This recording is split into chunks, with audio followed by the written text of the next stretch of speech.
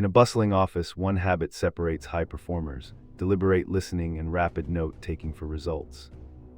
They block deep work on calendars, shield distractions, and sprint through tasks with clear goals that align with team aims. When setbacks arrive, they treat them as data, extract a lesson, and share a concise takeaway for quarterly reviews. They invest in others, turning small wins into a culture of help, feedback, and momentum-building trust and accountability. The secret isn't genius but consistency, showing up today and tomorrow with purposeful actions that compound.